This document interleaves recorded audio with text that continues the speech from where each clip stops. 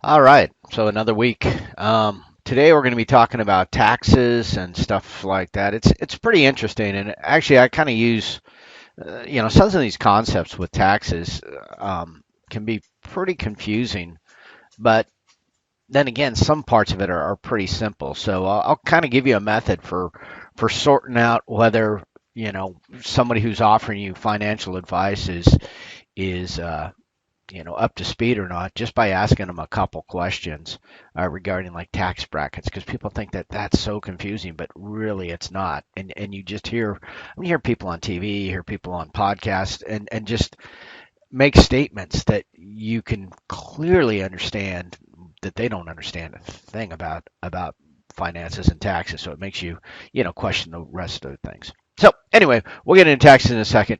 One thing also, I'm not trying to, and I certainly would not offer stock advice, but I'll give you a little insight in some of the things, I'm doing. Shopify is a company. They're kind of associated with Amazon type things. A lot of you guys may be familiar. They do a lot of the transactions regarding some of the e-commerce stuff, but whatever that what that means to me is that it's a interesting company that's going to do well as we migrate to that. You can see a lot of factors that drive Amazon and some of the other things. Problem with Amazon, when I was trying to get in, I owned just a little bit of Amazon, but it was just too big at that point. But you can see this explosive growth of these things. I didn't buy much, but I bought something. Cheapest it was at $70, and then it just freaking exploded. But now it's kind of like a roller coaster, or at least an old school roller coaster, where where they're going up, and it's like a clunk clunk clunk thing, and they're just gaining momentum, and then the roller coaster ride starts, and I think Shopify, based upon the share price and everything else, it just seems like it's becoming a mature company, and now the roller coaster ride is starting to begin. It's not this just positive straight up vector, which is fine. I'm not going to sell it all, but I have transitioned to a different company now. This is a unusual company. It's out of Singapore, but again, it's e-commerce kind of stuff, and they do a couple different things. They've got a gaming division and other things. But I like the fact that it's in Singapore. It's actually traded on the New York Stock Exchange, but right now, the current U.S. politics and the way a lot of the stock market is driven by the Fed's monetary policy rather than actual market dynamics. I was trying to get some diversification away from that, and then this stock is exploding. So anyway, we'll talk later in the thing about potentially how to find stocks and how to do things like that. But once in a while you come across them and you kind of want to jump on. I mean, I didn't buy at 32. I wish I would have. I didn't get in here till about 250. But again, I mean, in a month, it's gone up by about 33% or so. So the other thing about this too is I realize a lot of people are like, well, I don't want to be involved in stocks, even though the upside is, can be huge. You're exposed to all that risk. If the company goes out of business, the stock goes to zero, you've lost everything. That is so much of a worst case scenario. But there are ways to avoid that, and so that's what I'm showing down here. Well, I'm not going to go through the whole process right now, but there's a thing called a trailing stop. So the position I have up here in the C limited is protected by a trailing stop. And so what happens in a trailing stop is at a certain point you will set a floor for so this is the stock price right here, right? Very volatile, going up and down. Maybe you should be fearful if you're not paying particular attention one day and all of a sudden the stock price just rockets downward, and you lose all your profits. So if the stock price went down to here and you got in here, you could be you know wiped out a little bit, counting your chickens before they're hatched. So with a trailing stop, what you do, and what I've done in this case, is I set a sell price in the trailing stop. It's actually, TD Ameritrade or Fidelity or whoever, whatever brokerage you're dealing with. That will be an option on there, and you can set it as a dollar figure or as a percentage. I set it as a percentage, and what happens is you set that trailing stop, and as the stock price goes up, your trailing stop uh, flows right behind it. Now I'm pretty pessimistic about the market in general, just due to the amount of money that's being borrowed by the government and stuff. So I'm sort of expecting a market correction, a downward trend. So I've got a pretty tight trailing stop. But anyway, what that means is um, as the stock price goes up, the trailing stop follows it. So let's say you put one in today, you put in a trailing stop, and it's going to be set for 353, right? And if the stock price and well, that's the stock price. So you set it, let's say, artificially, let's say 10%, which is a little tight because there could be some market volatility and you could get bumped out. But for math purposes, it's easy to use 10%. So if you use 10%, your sell price would be set at basically $35 below the current price. Okay, meaning that if the stock price, gets down into the whatever 320, 315 range, your trailing stop now becomes a sell order at market price, and you're going to be stopped out of the market. So you're not going to get the high price. It's going to have to drop down into your trailing stop before that thing executes. But you can sit back and smoke a lucky. You don't have to do anything here. It's all automated once you set in that stop. Now, if the price goes up, which it's doing, so let's say price goes up to 375 or something like that. Now my trailing stop would be whatever, 37 bucks or 35 bucks below that price. So it can increment up. The trailing price will trail with it. But if the price starts to descend, the trailing stop does not move. It does not go downward. It only goes upward. So at a certain point, if that price happens to hit the line, you'll be sold. But if the price continues to go up, your trailing stop will follow it.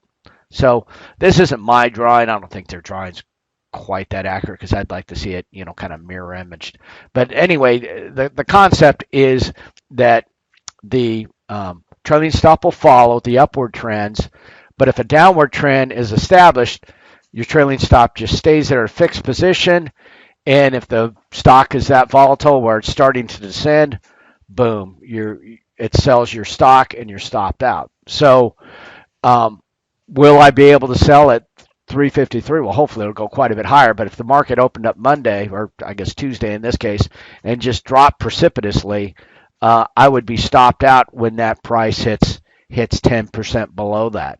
And now I've got options. I can go, well, the market's kind of sucky right now, and I'm just going to hold out and wait and stay with cash and wait for another stock, or I can watch this stock descend maybe 20%, 30%, establish some new floor, and then I can buy back in at a much lower price.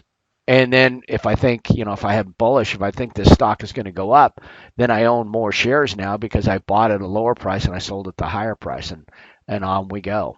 And so anyway, there's lots of things you can do, lots of options that, back in the old days, we're talking 10 years ago, weren't available to what we call a retail investor, somebody like you or I just trading stocks. This took like hedge fund people and people monitoring the thing 24/7. That's no longer the case. You have options to not. Well, I should use the word options. You have choices that you can execute. So anyway, that's just a quick thing on stocks, but I've got a fair amount wrapped up in the C limited thing, so I'll give you updates over the upcoming weeks just to see how it goes. But again, I'm not offering advice here. This is definitely a high growth company.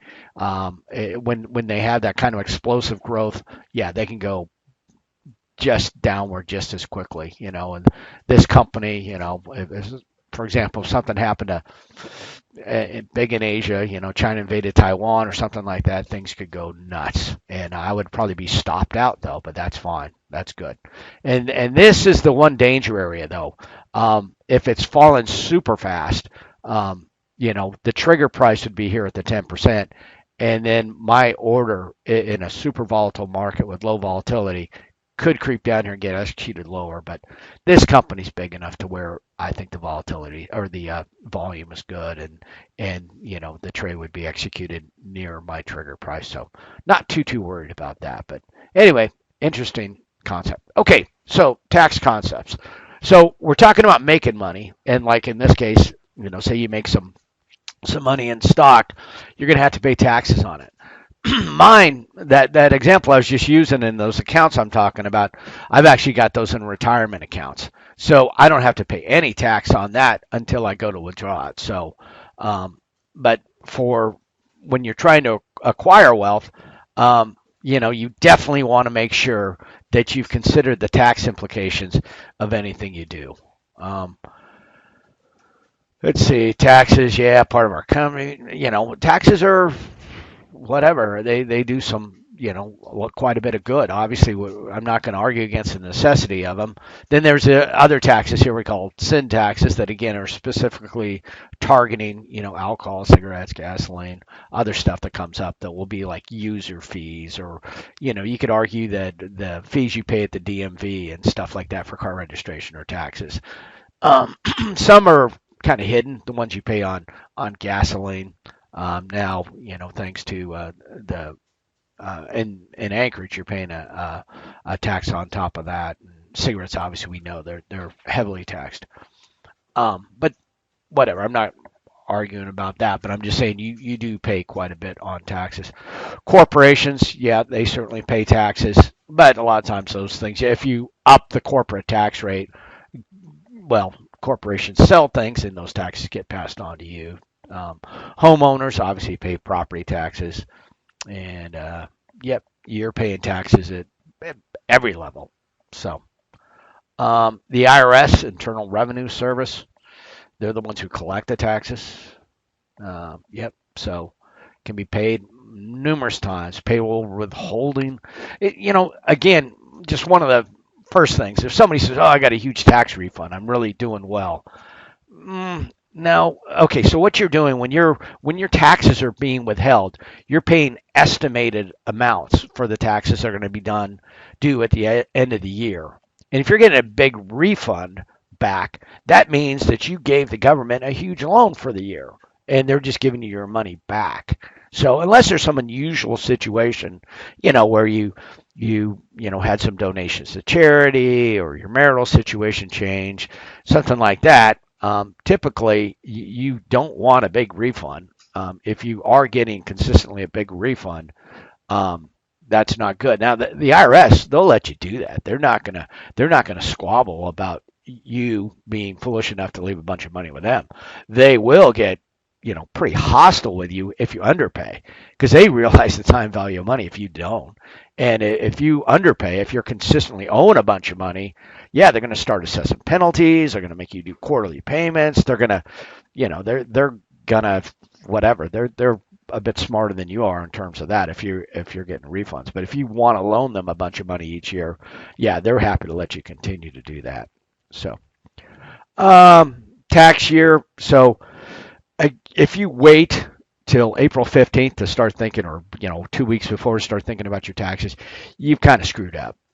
The tax year ends December 31st, so you can't make changes in April other than maybe buying an IRA or something to modify your taxes. Whereas up until December 31st, you might sell something, you might split the capital gains, the money you've made over different years. You might, whatever, take some sort of action that will affect your taxes. But once the end of the year happens, the calendar year, everything's locked in place, and you're too late. So other things, yeah, we're familiar with what comes out of your withholding. Yeah, Social Security, you can actually hit a limit on that if you're making enough money. If you happen to have, multiple jobs, if you're working for a single employer making more than 118, then they know to quit collecting. But if you happen to be working a couple jobs, and your total is more than that, then yeah, the Social Security can end up taking a bigger bite than they're supposed to. Um, all these different forms, 1040A, 1040EZ, just don't get too wrapped up about that part.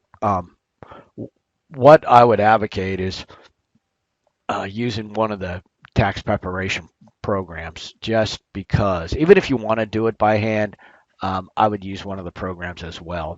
The way those programs work is you don't actually pay for the program until you actually file. So to do tax estimates, tax calculations, or just kind of get a second opinion if you decide to do your taxes or have somebody else do your taxes, um, you can always run those programs just to see where you stand. April 15th, although with COVID that seems to change now and then. So here's just what I'm showing. If you think your income taxes or your sole means, no, they've got, I don't know why this slide's so blurry, but corporate tax, payroll tax, excise tax. I mean, there's a lot of taxes that end up there, and like I say, some are hidden as user fees, some are hidden as just whatever. But there's quite a bit of tax. It is true that for some people down at the bottom rungs, they're actually getting money back. They're not paying tax and get some money back. So fair enough.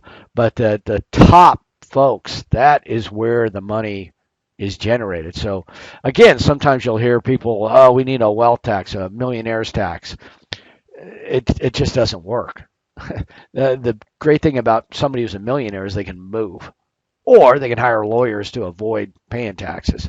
So if you get these rates too high, these people, these entrepreneurs, whatever folks, they end up spending an inordinate amount of time in dodging the taxes and don't pay them. There's an old, oh, he's a Reagan era guy. It was called the Laffer curve, but anyway, it was basically a thing where he showed that there's a certain point where if you raise the tax rates to too high a level, you actually end up creating, generating less taxes. Whereas if the tax rates are lower and businesses are encouraged, then there's more businesses. It's like a pizza, right? If the economy is huge, it's a huge pizza. So let's say the government's taking 20%. Well, 20% of a huge pizza is a big, big chunk of pizza. Whereas if they say, oh, we're going to take, 60%, now all of a sudden the pizza is like one of these little personal size pizzas. Yeah, you can take a big chunk of that, but the pizza is so small now, the economy is so small that the take to the government is quite a bit less. So anyway, I'm not here to preach about that. You can look at the statistics and you can figure it out that there's a certain sweet spot for tax rates. You go above that and you start decreasing productivity, decreasing, people doing entrepreneurial things, or just flat, the easiest thing is they just go overseas. There's certain areas, maybe Ireland or other places that have phenomenally low tax rates, and that's kind of their gig. That's how they generate business, is by having companies, come over here and do that. And companies used to go to like Canada or wherever when our corporate tax rates were higher, or if they go higher, they'll do the same thing. And you get companies like, say, Burger King.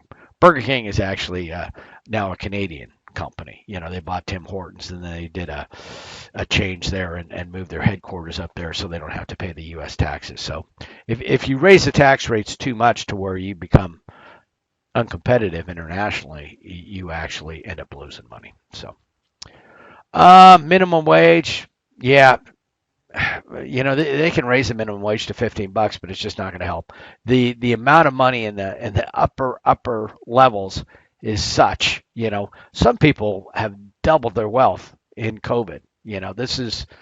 This may be a bad gig for a lot of people, a bad situation, but there's a number of people who are making bank on it, which leads me back to that Shopify example. The reason why Shopify is doing well is because you know brick and mortar stores are having a tough time and crime's up in the cities and stores are closing and all kinds of things just coincidentally work out for Shopify. So not to get all conspiratorial on you, but it's some things are not quite by accident. But you can't really change that, but you can invest in companies that are doing that. Okay, so filing status, jumping into taxes a little bit more in terms of how things are going to be done. Um, the rates you pay on taxes are going to be determined by your situation. So worst case in terms of greatest amount of money owed is single, and you're going to get taxed at a higher rate. I'll go through the charts here in a little bit. Married filing jointly, that means you file one return. You can file separately. Head of household, that's if you have dependents at home.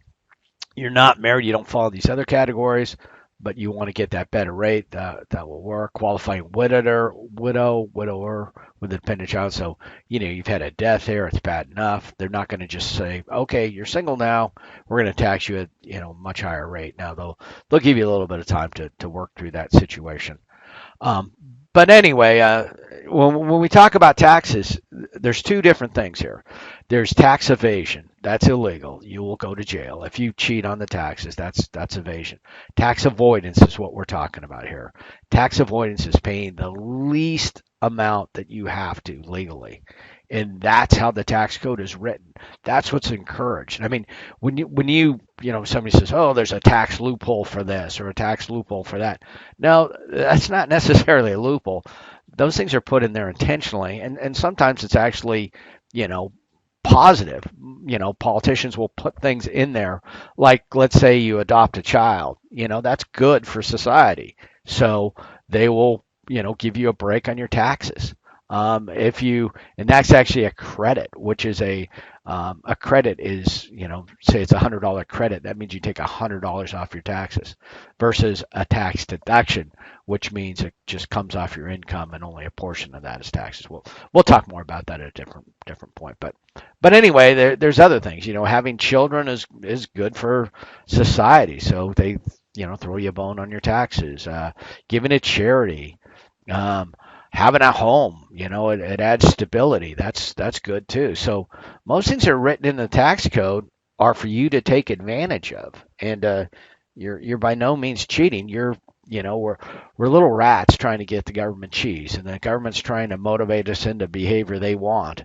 And if we go and seek the cheese, we ring the bell and we get a little treat, and that's how it is. We get a little less on our taxes. So it's whatever. It's easy to use the term, pejoratively, loopholes, but really it's the system is written that way.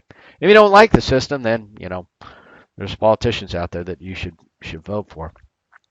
So all these tax forms, yeah, it's just overwhelming. But you know, whatever. I do my taxes and I don't see these forms until the end when I print them out. But I'll run through an example. I'll use TurboTax in this case.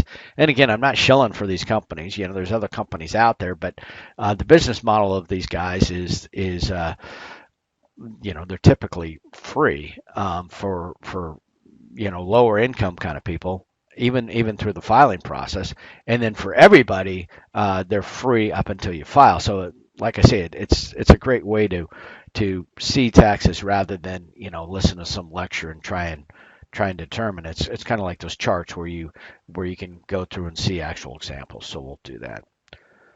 Anyway, you're going to enter in gross income and you're going to subtract out numbers and line this to line that, and then you're going to get down to adjusted gross income, and then you're going to go to the tax tables, and all that just kind of goes by the wayside when you're doing it on a computer. All those blanks are filled in, but that actual calculation is done in real time, and it's done by the computer, and then you hit whatever. You can change the things around as you want, and then within a certain extent. Like, for example, married filing jointly or married filing separately, that's an option you have. And sometimes the tax code, some states, there's what they call a marriage penalty, where it's more expensive to be married. You get better tax treatment as a single. Most of those situations have been eliminated, but when they happen, people will do that. They'll get divorced, you know, and whatever, then remarried the next day, and they can claim they were single one day of the year, therefore they can file single. So, the tax code can be pretty powerful. People will go to significant extents to lower the taxes. So gross income, obviously gross is going to be the big number, right? Everything is in there. Salary, interest income, capital gains. Capital gains means you sold something for more than you paid for it. Wages, salaries, interest income, if you're doing that, loans to individuals. But anyway, this all needs to be reported. And there's certain things that whatever they crypto now certainly is reportable, and they do track it. So you'll see all the sites. Like I used to use a site called Binance that's no longer available in the United States. They've got their own specific site for the U.S. just because the complying with all this is difficult. And especially not that you guys may live in Europe at any point, but as an American, it's very tough to get a bank account in a lot of these countries because if they agree to take you as a client, they have to open up their books to the IRS, which they typically don't want to do, or they don't want to deal with just the hassle of the compliance issues for U.S. Clients. So dividends. So we'll talk more about stocks, mutual funds, but two different kinds of companies. The Shopify and C. Neither one of those are going to pay dividends. They're big growth companies. You're going to make your money by buying high, selling low. More established companies will. They've hit maturity. Their stock price isn't changing around that much, but they'll pay a dividend. They'll pay a percentage to you as a stockholder each year, and that's called an income stock rather than a growth stock. Anyway, I don't have any of those because I generally buy all growth companies. But if you did, that's what they're talking about: dividends and then interest. Mutual funds are collections of stocks, and so there may be some companies that they're paying dividends. And then this is how, I typically make money in stocks is by buying high, selling low. So, but this can be anything. It can be real estate or something else. Short-term capital gains. So I talked about this, I think last week, but IRS, personal finance, everybody defines that as 12 months as short-term. So less than a year, over a year. Makes a huge difference in terms of the gains rate. And I'll have that chart for you here in a bit. Capital gains tax. So, yep, I'll show you the actual charts. But long term is taxed at a special rate. Short term is taxed as common income. So it's just added onto your salary. If you buy some stock today, sell it tomorrow, it conceivably will be taxed at about twice the rate where if you held it a year. Now, some of that stock, when it's super volatile, do I want to hold it a year? Ooh, maybe not. So everything's added in. That's how you get the gross. Yep. So all these calculations, foreign accounts. Foreign accounts generally you have to have, I strive very hard to keep, I've got a house in Germany anyway. I keep that account less than $10,000 because if you exceed that, then there's other reporting instructions or recording requirements. If you've got stocks, mutual funds, you'll get a flurry of letters, at the end of the year. Or a lot of times you can just download them online, but all those documents, you need to have those collected before you can file your taxes. But you should know what they're going to be roughly so you can estimate your taxes. All the different schedules. Again, it can be very confusing, but so your options in doing your taxes is either A, you can do it by yourself on paper, which is uber painful. You can do it by yourself on one of the automated softwares, or you can take it to somebody. Now, if that somebody is the question. If it's somebody like Liberty Tax or H&R Block, I'd be a little careful. I've had friends who are not quite that sharp, and they got hired on seasonally to do those taxes on the sides. And in discussion with these guys, they clearly, don't know what they're doing, and um, that ends up being a financial penalty. There may be some people out there that are pretty sharp, but I'm just saying that, they're working with volume, and I end up with very whatever special situations and stuff that most folks, I would end up losing money if I took my taxes to somebody like that. And then, but there are people out there who are super sharp in taxes, but you have to, they're going to charge a pretty good fee, and they're going to be super busy. So you need to line that kind of stuff up way in advance. So the suggested gross income, or AGI. Um, so you're taking out some of the items, individual retirement account, alimony payments, interest paid, student loans, and other special circumstances. So like, let's say you're making 100 grand a year, and you want to contribute to an IRA, individual retirement account, or a 401k. If it's a conventional IRA, not a Roth IRA, or a 401k, let's say you can invest at 20,000. When you go to pay your taxes to the IRS, it appears when you enter the tax tables that you're only making 80,000. So that tax deferred income lowers the amount you're paying for tax. Standard deduction. So you can deduct all kinds of things. Business expenses are the best. That's why having some sort of side hustle, something like that, opens up all kinds of opportunities to you. Also, that could be a rental property, or your home. You own a home. Anyway, um, there's quite a bit of things in there that you can itemize. And especially, let's say you're working a job, and that job requires that you maintain certain clothing standards, or certain maybe publications you need for your work that your work doesn't provide for you, and you pay for them out of pocket. That's deductible. All these things are deductible. Well, what you want to do is you want to add all those things up and see how much they are, how much those deductions are, and you want to compare it to the standard deduction. The standard deduction is just some number that changes every year, and let's say it's, I don't know, $18,000 that they just call the standard deduction. So you add up all your deductions, and let's say everything that you can deduct off your taxes is like 13, 14 grand. You would opt for the standard deduction because it's larger than the itemized deductions that you made, all those little additions you made. So again, if you're using something like TurboTax or something like that, you fill in all these columns, you go through all the deductions, and then you get to the end of that page, and it looks at the two numbers and said, in this case, you're better off with the standard deduction.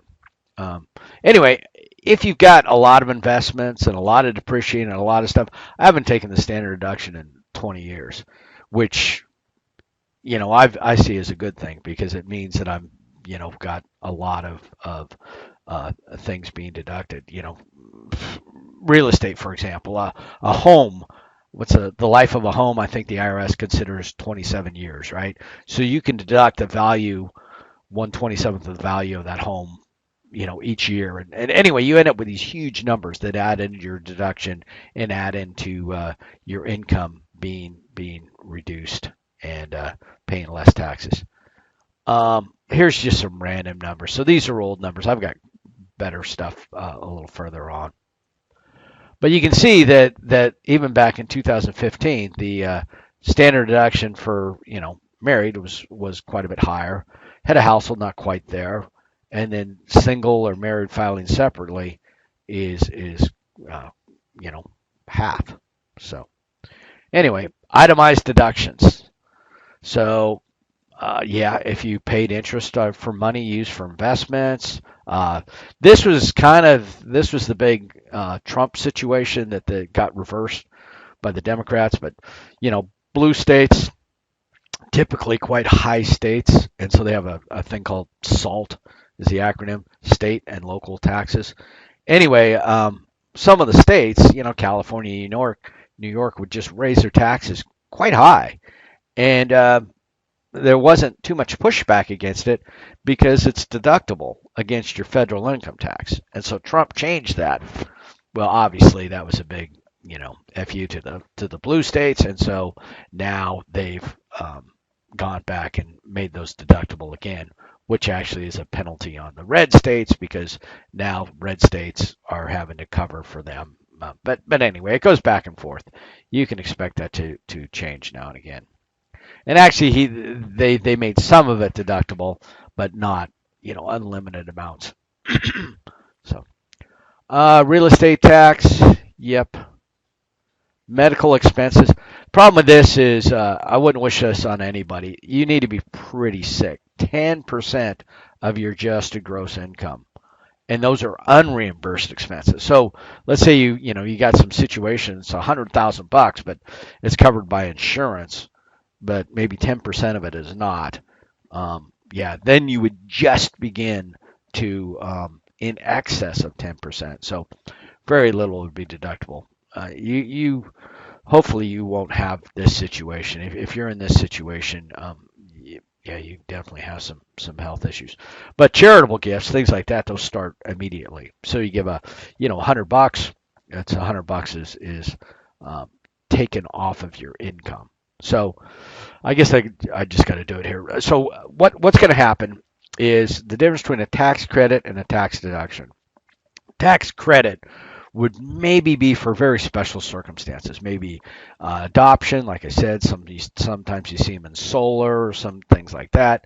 Anyway, and they'll say it's $100, $1,000 tax credit. That means you take 1,000 or 100 or whatever, one for one, off of the amount of taxes you owe, which is huge. That's great. Tax deductible just means that you reduce your income by that much. So let's say you're in a 28% tax bracket, meaning you pay 28% of that upper income. And we'll go into brackets in a second. But anyway, if you're in a 28% tax bracket and you donate $1,000 worth of stuff, your tax bill goes down by only $280. Does that make sense? So anyway, you're paying 28% tax bracket. So every $1,000, let's say you make, you have to pay 280 in taxes. If you've got a deductible, $1,000 deduction that reduces your income by $1,000, that means you save on having to pay $280 in taxes on that. So it's obviously you want credits. Deductions are nice, but not the same as a credit. And it depends on your tax situation. If you're somebody just in a college student situation and they say, "Oh, this is tax deductible," well, guess what? I'm down in that lower percent. I'm not paying taxes anyway. What am I going to deduct it against? But if you're somebody who's a super high wealth guy and you're paying a huge amount of taxes, the tax deduction is more useful. So anyway, yep. Let's say you crash a car with no insurance. Yep, that's you can deduct that. Now again, you're not going to get the full value, but at least you get something. Total all the things up and compare it to the standard deduction and go with the higher amount. And then TurboTax. So I'll step through that here in a second. Let me see what the next one is. Exemptions. Um, yeah, this has to do with dependents. You only one person. Let's say you have a child and you're, divorced. Only one of the parents can claim the deduction and the exemption. So, but again, it reduces your taxes. taxable income. So adjusted gross income less the deductions, and then calculating taxes. So, and like I showed on that chart before, we have a progressive tax system, meaning that if you make more money, not only do you pay more in taxes, but you pay a higher percentage in taxes. If you're not making much money at all, you actually get money back. So regressive would be a tax system. Regressive is kind of like, APD writing tickets out on the Glen. If somebody's speeding, it puts a much harsher penalty on a low wealth kind of person, because let's say it's $100 fine. For somebody who's just getting by, $100 is a lot of money. For some, rich guy driving an Audi A8, $100, yeah, whatever, and they just pay the fee and they move on. So taxes like that, user fees, are generally considered, regressive taxes. Whereas progressive taxes, if you had a progressive tax, they might do this at some point, where okay, your ticket is $1,000 based upon your income, or yeah, you're not making much money, your ticket is $50 based upon your income, but that's clearly not what they do. 2021. So this is what I was saying about people who understand taxes and people who don't. You can quickly sort somebody out by saying, oh, I don't want to do that because it's going to push me into a higher tax bracket. If they make a statement to that effect, they're not that bright in taxes. Let me explain tax brackets, and there's actually a video that will be assigned this week that explains it. But so brackets apply only, it's all in levels, right? So let me run through this chart really quick, and then we'll talk a little bit more about it. I'll just go with these two columns that are, well, right here. I'll go with single. Okay, so let's say you're single. For the first, almost up to $10,000, you're going to pay 10% tax on that. Okay, that money that exceeds that, $9,951 up to $40,000, you're going to pay 12% on that. You don't pay 12% on all your income. You only pay 12% on that increment, right? And then it works like that just all the way through. Now, let's say you're up in the high wealth. Here's somebody making $500,000. Do they get charged 37% on that $500,000? No. If they're making $523 and $602, the only tax, the only amount of their income that's being taxed at 37% is that last dollar, that dollar that's above 601. So that $602, that's paying 37%, but the rest of their income, everything below that, is being charged at these lower rates, progressively down. So, when somebody says, oh, I don't want to do that because it's going to knock me in the higher tax bracket, they don't really understand what they're talking about, because they're not, it doesn't retroactively, it doesn't jump and make your entire income tax at that higher amount. It's only that little, that increment, that bracket above it. So again, now there are certain situations, especially when you've got, a bunch of different government programs involved, like, maybe Medicaid or other things, like the deductibility of student loan. Sometimes there's like a threshold. If you're making more than, 80 or 100 grand, that interest is not tax deductible. There are certain thresholds like that you want to be cognizant of and avoid. But just to say, oh, I don't want to make any more money because it's going to push me in a higher tax bracket, that's nonsensical, because the only amount that would be taxed at that higher bracket is the part that exceeds that threshold. So again, you can sort somebody out in terms of their knowledge of taxes pretty quick by asking them a few questions to see if they understand tax brackets. Because I'm telling you, there are so many people out there who think that, if I make, in this case, $523 and $601, my entire income is going to be subject to this higher tax rate. No, That's not the way it works. They're brackets. So anyway, if you still don't understand that, watch the video. I think the one I think I've selected is pretty good. Explains that. Okay, so here's another thing.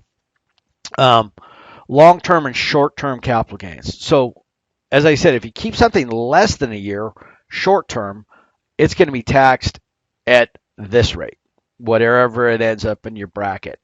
If you keep it over a year, it's going to be taxed at a different rate. So if you're, say, a single college student and you know you didn't make much money, but you made a killing in, well, not a killing, below $40,000 in Bitcoin, it can all be tax free if if you don't exceed that 40,000 in terms of all of your income.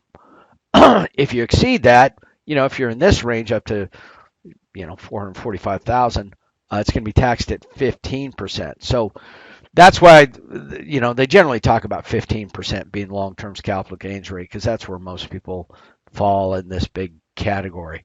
Whereas over here, we're talking double rates. So if you can keep an asset more than a year, it makes sense. There are also special things like in real estate. Real estate has got a very good lobby. They're very well connected. And for example, if you live in a house 3 out of the past 5 years, and you actually lived in it, you can not pay any capital gains on that.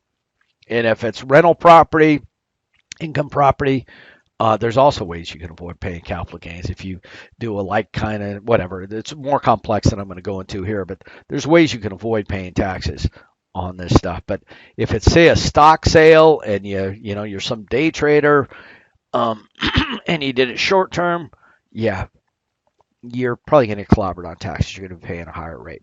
Fair enough. Maybe you made a bunch of money and you've got volatile stocks that you don't want to hold on to over the course of a year.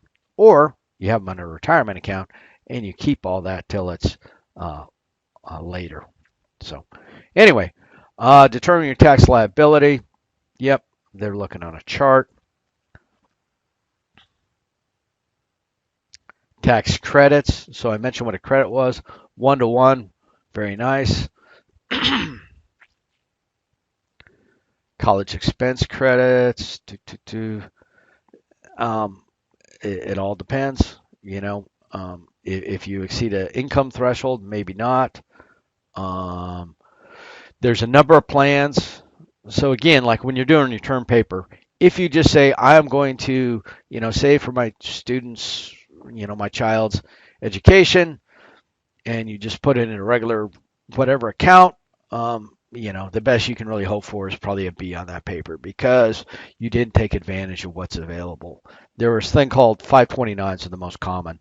In a 529 account, you invest money into a account, and it can be stocks, whatever, but it's designated as a 529 plan, meaning that if it's taken out later, regardless of how much money it accrues, it's tax-free if it's used for educational purposes. So kind of cool and available to all parents regardless of income. So let's say you're saving for your kids' college now and you end up in a situation where you're pretty well off down the road. You don't lose that tax credit. It's still available to you. So 529s are something to consider. And they're available through any brokerage. Earned income tax credit.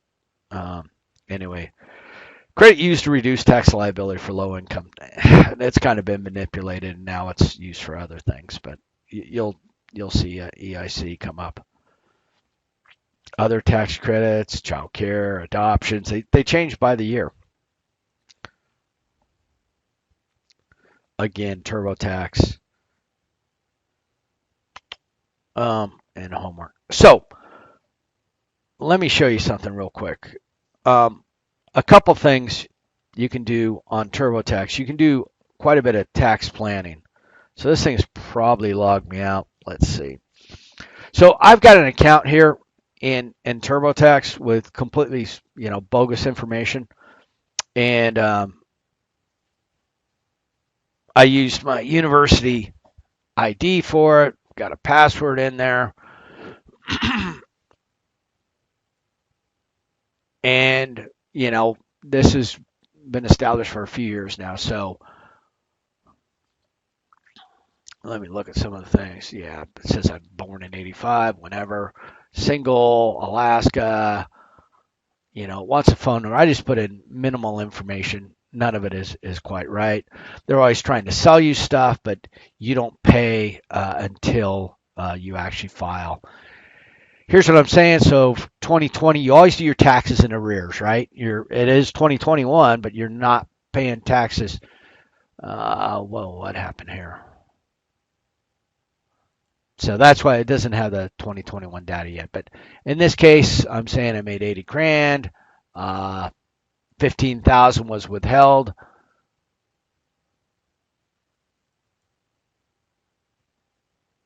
There's bogus numbers, U.S. address, was out in Palmer. You have to put in a minimum amount of money or minimum amount of numbers to, get the program to work for you.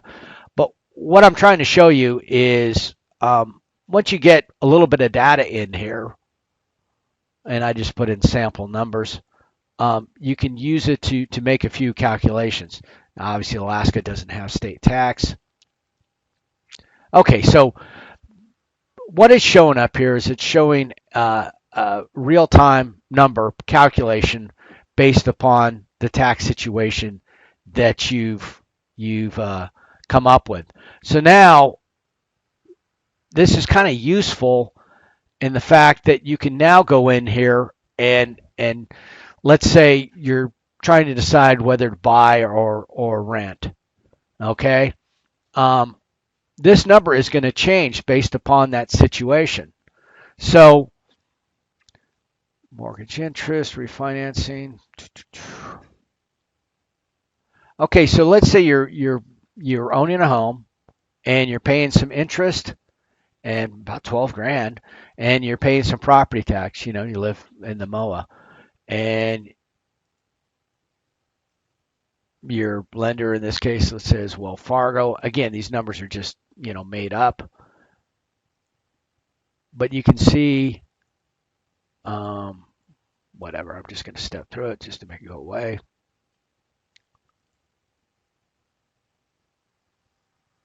Okay, so I got that mortgage interest deduction. Let's say I didn't do this. Let's say I decided I was going to rent instead. So I'm not paying, I'm just paying it all in rent. My landlord is taking all these deductions.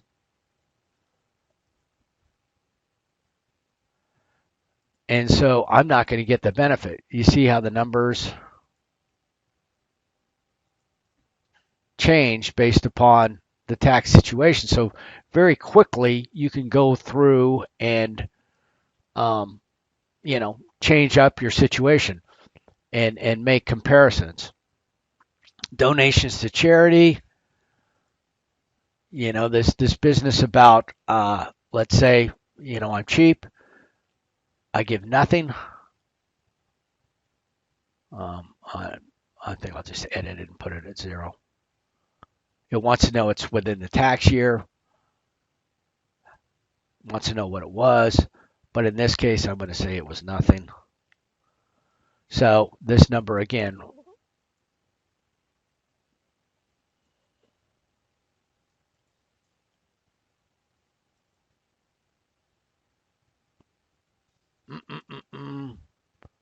okay, this number should have changed. Anyway, I need to go back through and work on these examples, but this number should have changed. Sometimes also if you can learn a little something by seeing what happens in terms of hitting certain thresholds that maybe it doesn't make sense because you're because of other income factors. That you don't have a change, but this doesn't make sense right now. Let's wrap up the tax breaks really quick. Moving expenses, deductibility. Here's where it's doing the standard deduction, itemized deductions, because I took my my real estate deduction out of there. I took my charitable out of there. And so that's what's happening. Okay, so we learned a little something right now. The reason this number didn't change is because I'm, tight and I don't have any deductions, it's taken the standard deduction for me. So this number is not going to change because of that. So let's go back in here, review it.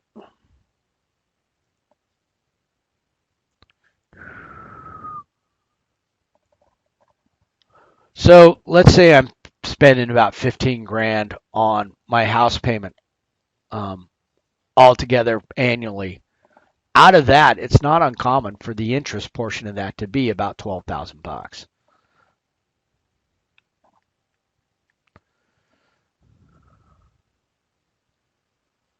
Well, let's continue on that. Okay, so now my numbers are back up there. So I'm getting more money back. Now, I just got to step through this thing.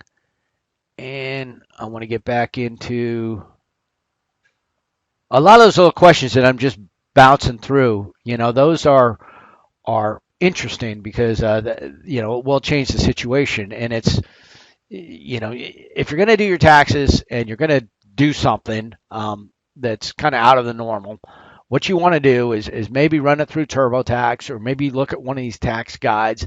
And then ultimately, once you're bit educated on it, then you go to the IRS code and you make sure that all jives. If you start with the IRS code, it will typically be just so overwhelming that you won't be able to figure it out.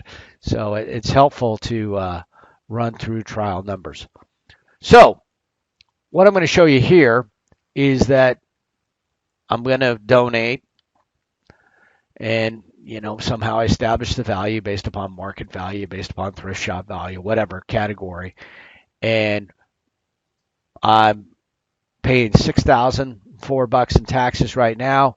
Now I donate some money to charity, and boom, you can see how I get $200 back. So I guess I'm in a 20% bracket, right? See how that worked? So all kinds of deductions though, and this is things that if you do your taxes and you know a little bit about it, you can go, hey, wait a minute, I'm going to purchase this somehow. I'm going to look at job expenses. I've got all these different questions. I've got certain expenses. That it's job related, so it wants to know what your job is. Whatever. Let's put your military for some reason.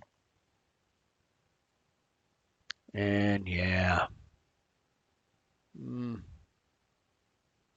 You'd have to, well, I should have put none of these situations apply, but anyway, it's going to let me continue. I have home office expenses. Again, with COVID, you might, and they might be unreimbursed. You have vehicle expenses associated with it. Again, you may have to keep a log. It's not personal use expenses, but you have all these expenses that are going to keep this number changing. And so, anyway, I just find TurboTax is a pretty useful tool for helping, go through tax situations. And again, you can get back into the my info part, especially if you're married and you're going, well, what would be, the difference if I change my marital status or, we decided to file separately. I'm married. Do I want to file together? You can run it both ways in a few minutes and figure out what works better. Sometimes you see this where husband and spouse, one's making a ton of money and the other one's not.